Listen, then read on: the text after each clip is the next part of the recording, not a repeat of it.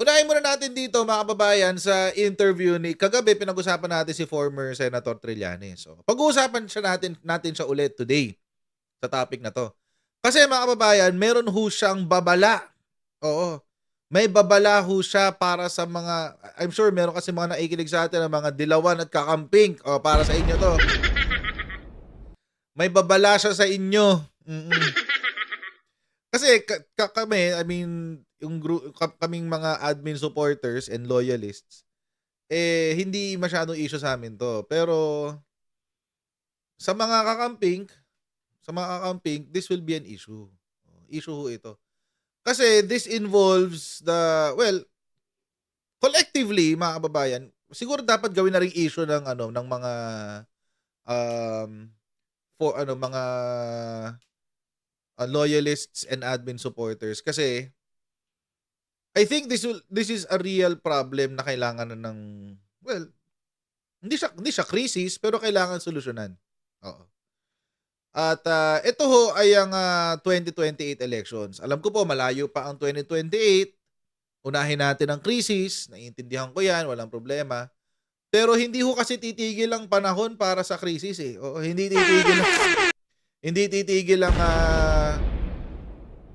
ang oras para sa krisis. Tutuloy-tuloy 'yan at habang nagtutuloy-tuloy 'yan palapit na rin ng palapit ang 2028. So, I think it is really something that should be worth discussing or at least considering.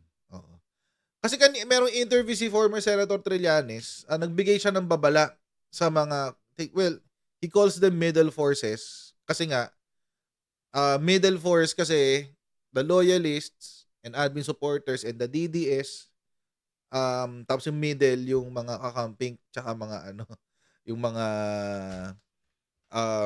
tawag dito, dilawan. Although syempre, they're a political faction altogether. They don't represent the independents. Iba pa yung independents. Pero yun ang tinatawag dito ni former Senator Trillanes. At nagbigay nga siya ng babala. Ito ho yung babala niya mga kababayan. I think this is really tailored para sa mga para sa mga kaalyado niya. Kasi may sinabi ho siya dito, sabi niya, kung one-on-one ang laban kay Sara Duterte, kayang-kaya si Sara. Oo. Diba? Yun ang sabi niya dyan sa interview. Or mababanggit niya dyan sa interview. Agree ba kayo dun na kung one-on-one ang laban, mani si Sara Duterte? Oo. Yan siguro yung yung siguro yung pag-isipan natin habang pinapakinggan si former Senator Trillanes. So, pakinggan natin to. Who can beat Vice President Sara Duterte in 2028? So there are two scenarios.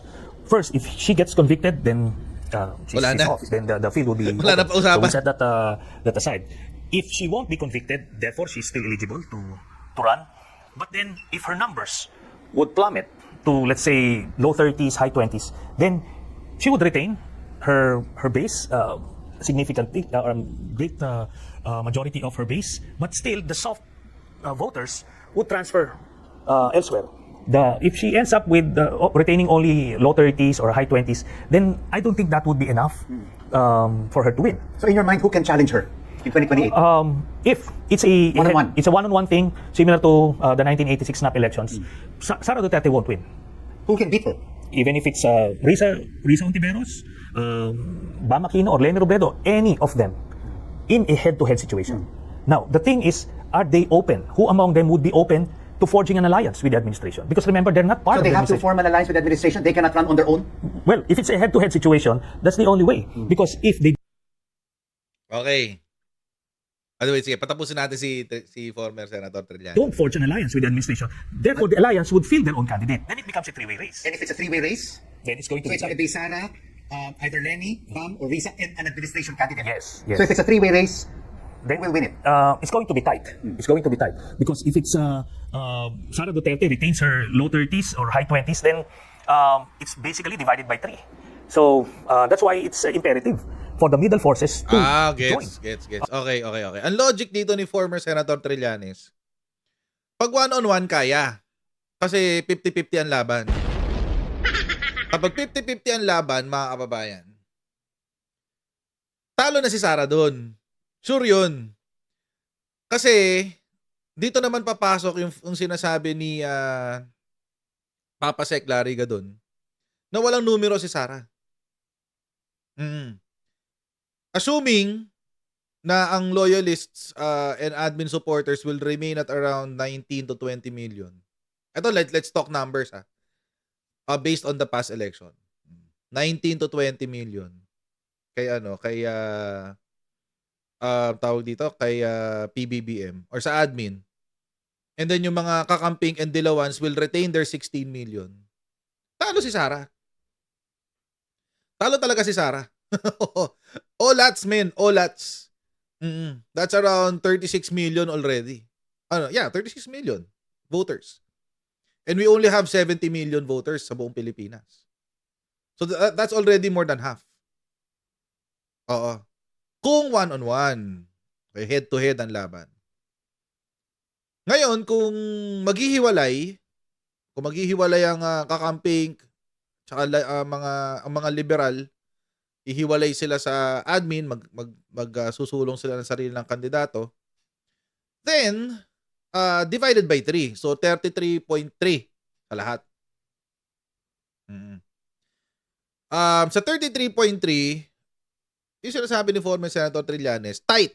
Tight yun. Pero ang laban mo, medyo may laban ka pero tight. Very, very tight ang laban dyan.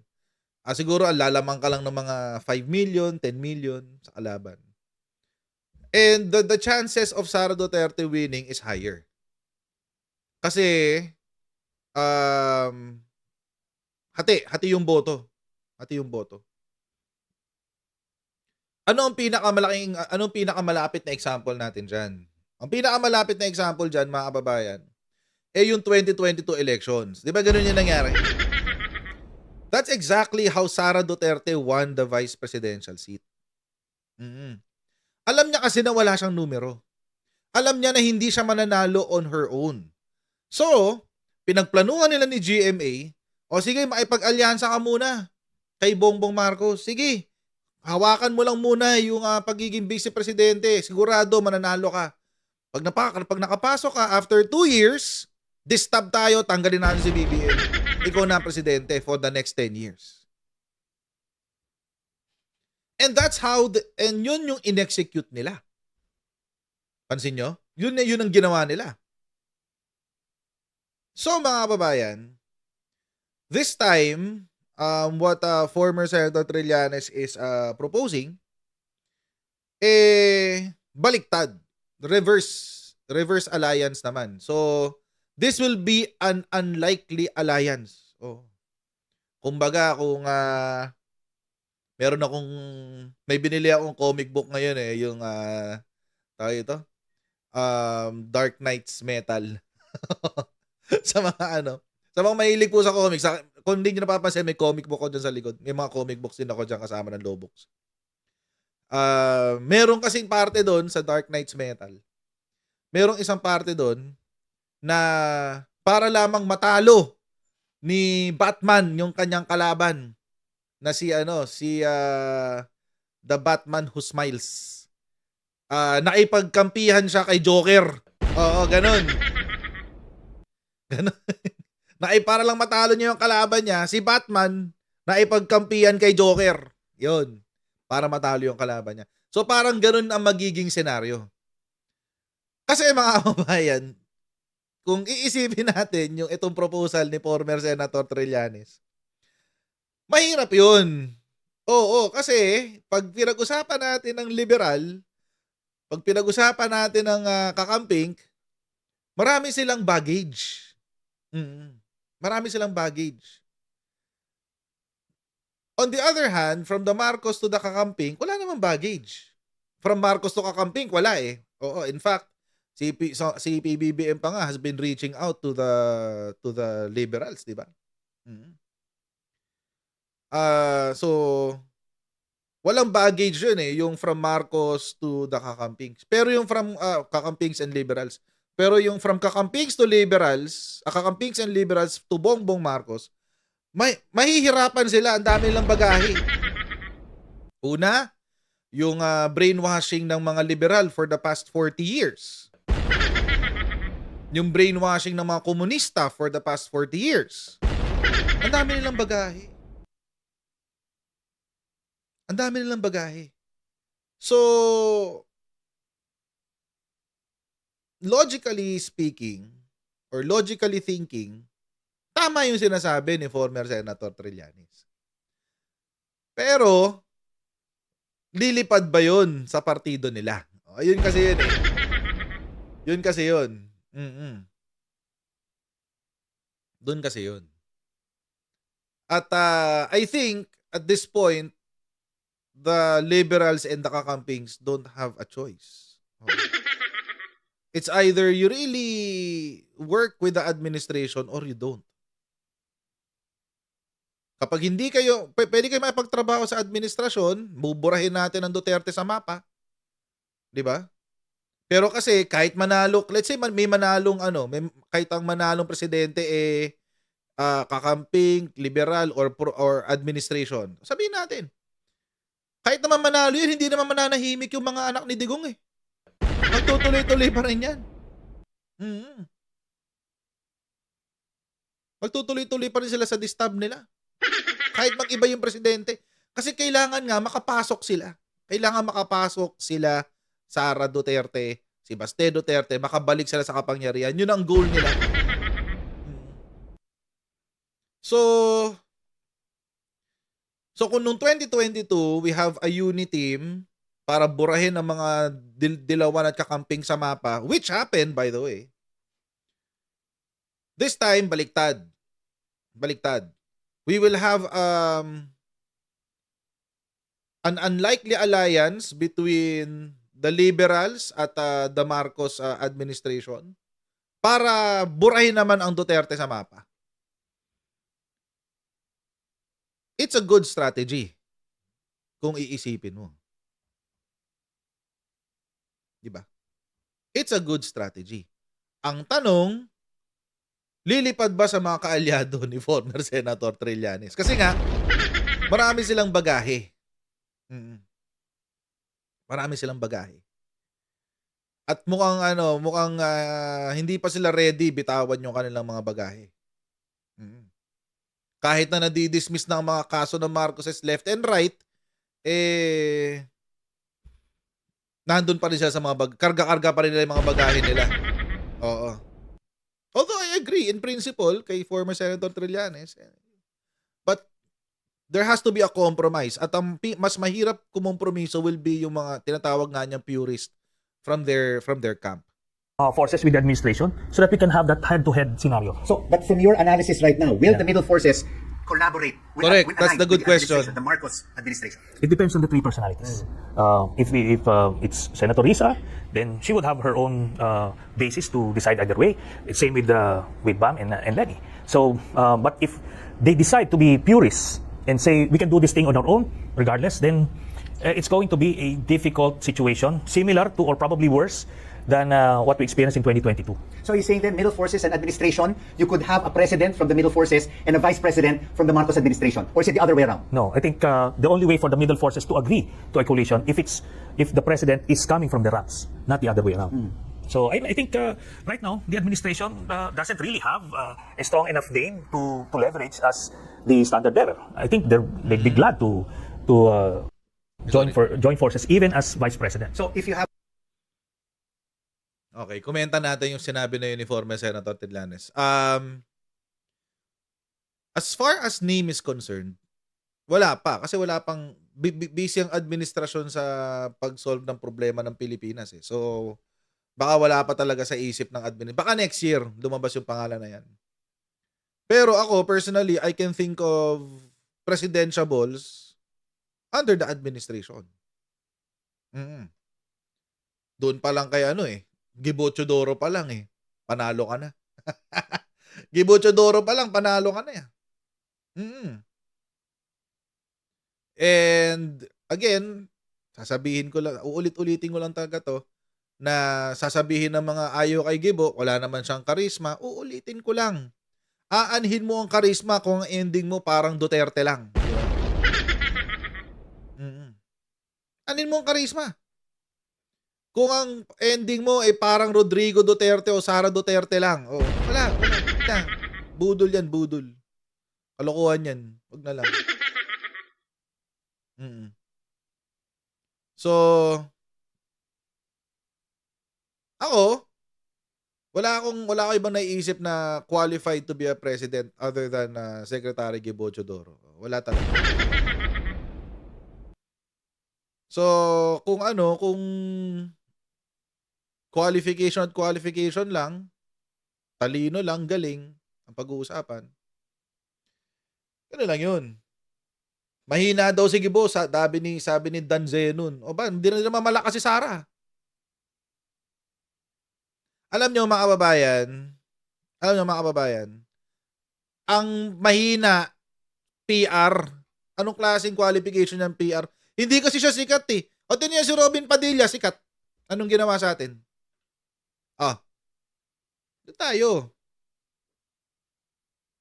Ulit-ulitin ko lang talaga yan. Alam nyo, babasagin ko talaga yung yung kalokohan na yan. That's BS, ha? Anong pipili kayo ng sikat? O sige, si Robin Padilla, sikat. 20 million ang boto. Ano nangyari?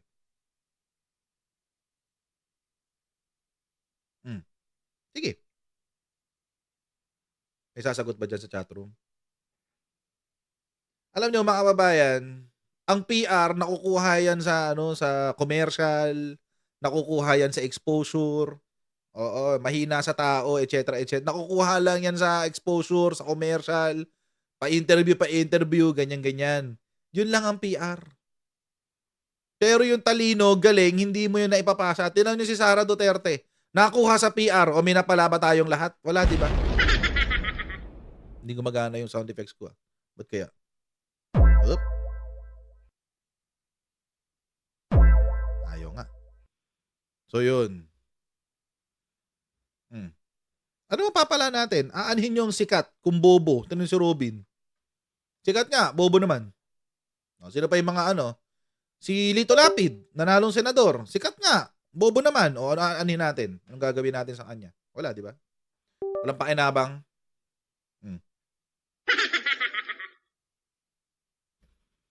So ako personally, tinanggal ko na sa mindset ko yung hindi kailangan may charisma, kailangan sikat, kailangan.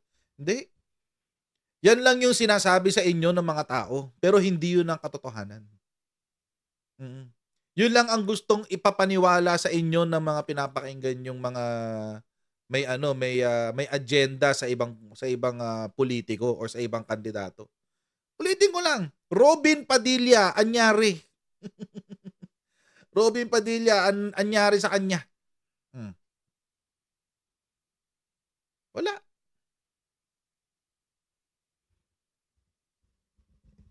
So, anyway, tuloy natin to. Ako mas doon na lang ako sa may utak kahit hindi sikat. Kasi ang pagsikat, nagagawa ng paraan yan, nagagawa ng solusyon yung pagsikat. Yung utak hindi. A strong enough name to leverage as the standard bearer. I think they'd be glad to join forces even as vice president. So if you have either Lenny, Bam, or Riza running for president, who could potentially be the vice president of the government, of the Marcos administration? I can think of at least two names. You have Senator Erwin Tulfo or General Nick Torre. So this would be a good complement to any of the three. Okay, if it's not Senator Riza and it's Lenny or Bam running for president, Senator Trillanes, Yes. will you support them? Yes. So I've been very clear about this thing. We need to prevent a Duterte resurgence or a Sara Duterte presidency, to be very specific, because they will destroy democracy. The father did that already, and we should not risk it. We should not even entertain the thought of Sara being president again. Well, your choice for vice president is either Senator Tulfo or General Torre. General Torre. But of course, you have other names being floated around, like Secretary John Vic Remulla, who has said that he may be interested, high profile as well, and also Secretary Vince Dizon. Would they also be probable vice presidential candidates? Yeah, for sure. Pero ito yan, sa case ni Secretary John Vic Remulla, kung mahuli niya si Bato, Bantag, Atong Ang, Leonardo, I think meron na siyang mapapakita. Pero kung wala, kung puro press con lang, Chika-chika lang. he shouldn't even try. And talking about qualifications for president, I spoke with President Bongbong Marcos a couple of weeks ago, and he told me that the next president must understand economics, healthcare. How important is this, rather than having a lawyer in the vice president who is running in 2028? I think, ganito kasi, no? Siyempre, si President Marcos would see things in a different light. But as an outsider, ang masasabi ko, the 2028 or the next president would not be a peacetime president. Hindi ito parang business as usual, okay lang. There will be several strong forces at play.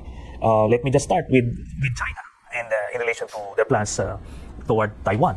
Mabigat yon, di ba? Tapos, you would still have different forces. Assuming, let's say, the middle forces would win the presidency. Do you expect the Dutertes to just fade away? Hindi, mga bata pa yan. They're just in their 40s. They will go on a rebound. Tapos, sobrang pera niyan. May drug money yan, may gambling money, lahat-lahat na. They will constantly try to undermine the government kasi gusto nila makabalik. So, hindi yan pwedeng presidente na ngiti-ngiti lang na ganun. Kailangan dito talagang may reform agenda. Yeah. You personally, Senator Trillanes, you ran for mayor in Caloocan in the last elections. Unfortunately, you didn't quite make it. Yeah. Do you still have ambitions to run for local office or even higher office again as a senator, or maybe even ambitions to become vice president of this country?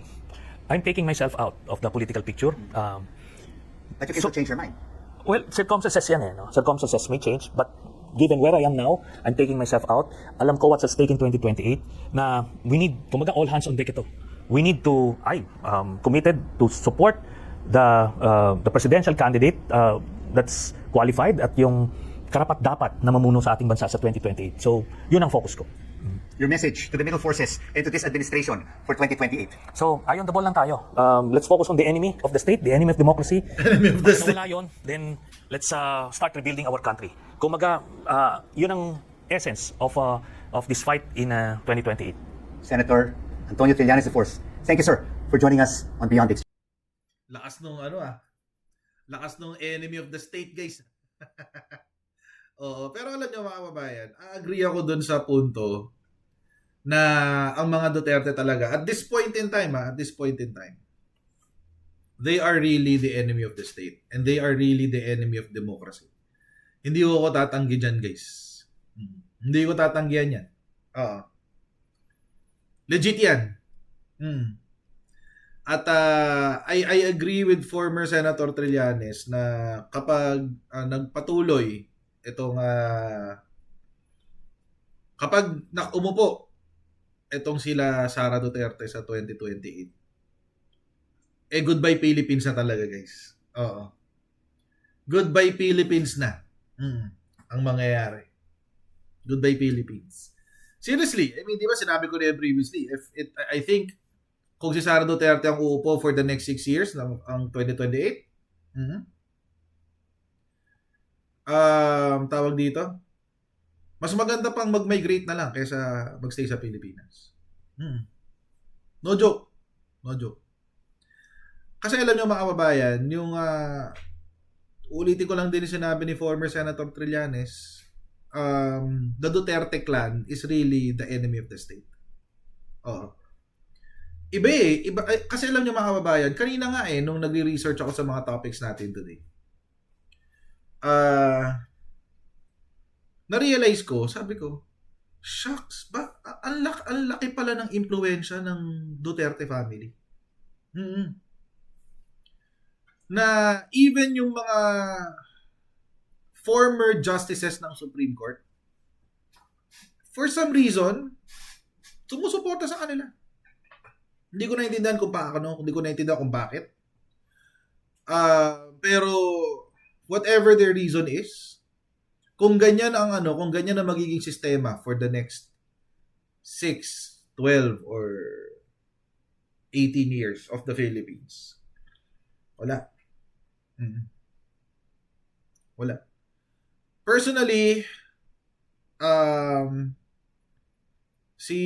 again, ulitin ko lang, you may say na I'm biased kay Secretary Gibo and I don't think tatakbo naman siya. Personally, I don't think tatakbo siya. Pero kung tatakbo man siya, sa kanya yung boto ko kay Secretary Gibo. Ngayon, paano kung wala? Kung hindi tumakbo si Secretary Gibo, ayun lang, delikado. Kasi I'm pretty sure na ang liberals will not concede. Hindi sila apat na taon na nilang pinangahawakan yung galit nila kay sa mga Marcoses, ngayon pa ba sila bibitaw? 'Di ba? Gets yung ibig kong sabihin? Kasi yung galit nila sa mga Marcoses, mga kababayan, yan ay kinatandaan na ng karamihan. Bata pa lang, indoctrinated na sila doon. Hanggang sa tumanda sila, yun ang pinapaniwalaan nila. Ngayon pa ba sila bibitaw? So, ako personally, although it is still early to say, pero kung tingnan natin sa 2028, sa 2027, kung sino magiging admin candidate. Pero, again, agree ako kay former Senator Trillanes na kung fractured, kung basag-basag yung boto sa 2028, mas mataas ang chance ni Sara. Kung kung wala, kung ang laban is one-on-one lang ang laban, kaya, gulpi sarado si Sara.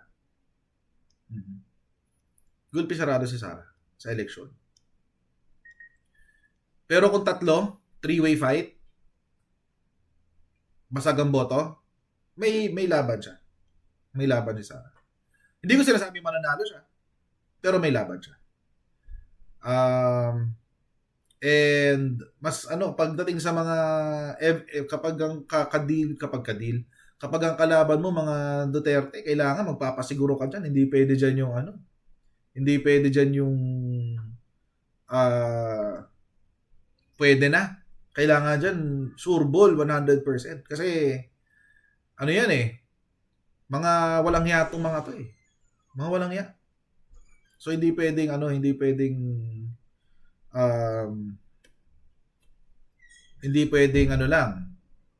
hindi sureball. So I'm not looking forward to an alliance with liberals. I don't think it will happen. Pero yun lang ang babala. Yun ang risk, kumbaga. Sinabi lang sa atin ni former Senator Trillanes, yung risk. Ngayon, kung paano kung Risa, tapos admin, or Lenny admin, Bam admin, hindi ko pa alam. Hindi ko pa alam kung ano nafe-feel ko dyan. Ako kasi, personally, mga kababayan, kung magkakaroon ng ganong klaseng setup, sabi ko nga sa inyo, ang maraming bagahe yung kabila. Yung mga galit kay Bongbong Marcos, sa ama na si Ferdinand Edralin Marcos. Sila yung maraming hang up, kumbaga. Sila yung maraming problema. So, kung willing sila na maipag-alyansa, first thing that they have to do is to relinquish all of that. Bitawan nila yung mga ganong mindset nila, bitawan nila yung ganong bias nila. Kasi, first and foremost, hindi naman admin yung may kailangan Hindi naman admin yung may kailangan. Mas sigurado lang kung kasama sa laban sa mga Duterte, itong mga kakamping tsaka mga liberal. Mas maganda. Pero kung magpapaka-purist nga sila, so sabi nga ni former Senator Trillanes, good luck na lang, guys. Kasi una, malalampaso sila, una. Tapos pangalawa,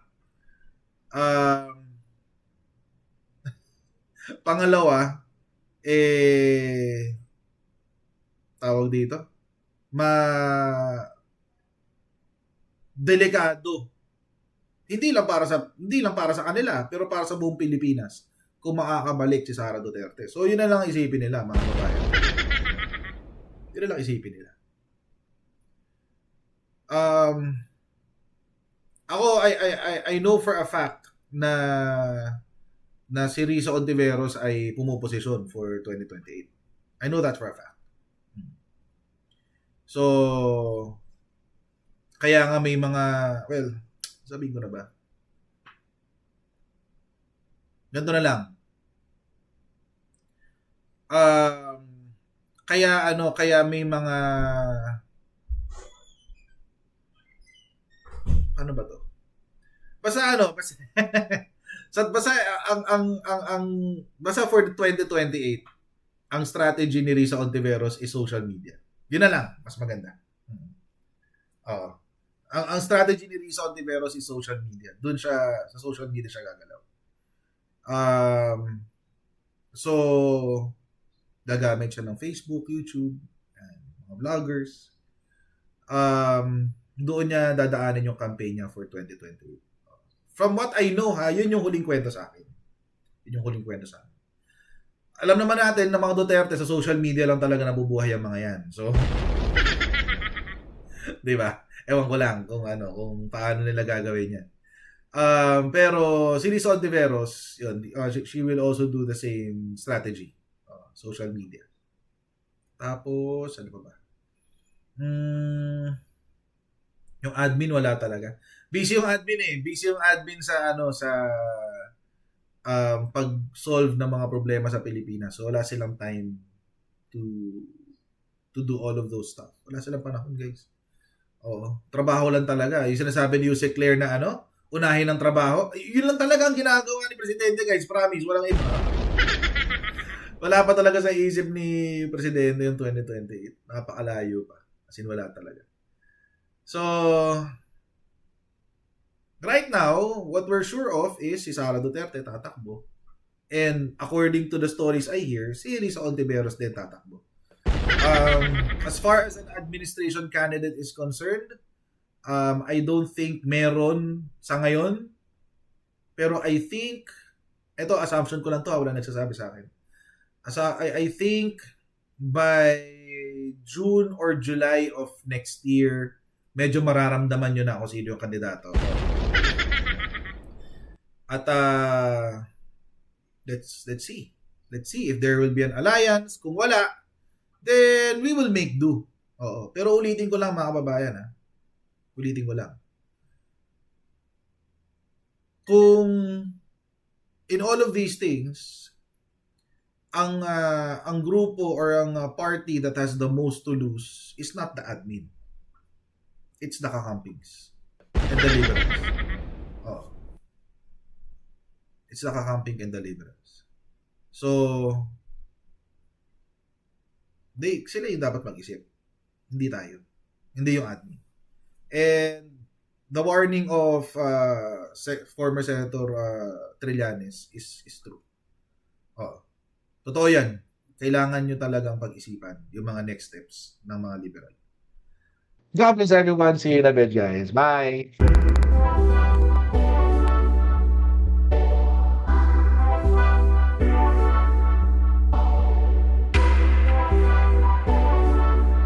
As senator judges, it is your obligation na dapat present ka sa mga proceedings. Hindi naman sakop ng trabaho ng Office of the Ombudsman na magpa-disqualify sa 2028.